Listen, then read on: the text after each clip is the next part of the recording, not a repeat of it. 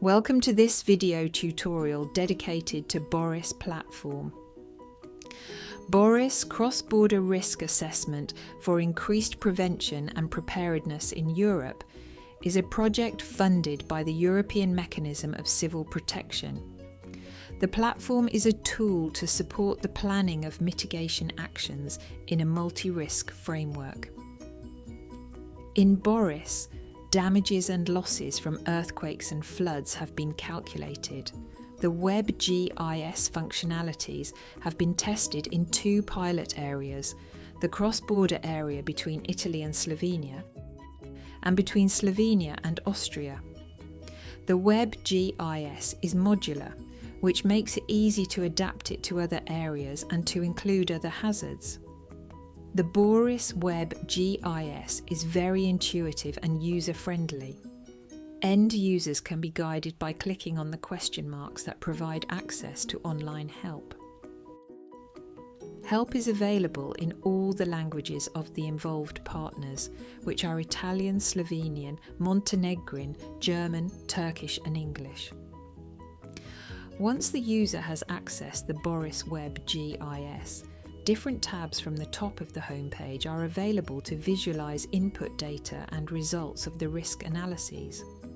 On the right-hand side, some buttons enable the users to perform operations on the map. Input data to perform damages and losses analyses can be consulted. In the tab-based layer, some data have not yet been processed at this stage of development, but it is useful for stakeholders to have information on the presence of exposed assets such as schools, hospitals and roads. In the Hazard tab, earthquake and flood hazard maps are available for the different return periods for the risk calculations.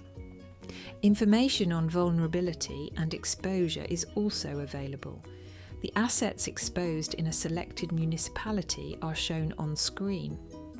The results of performed analyses are available in the tab's Damage and Risk Impact indicators.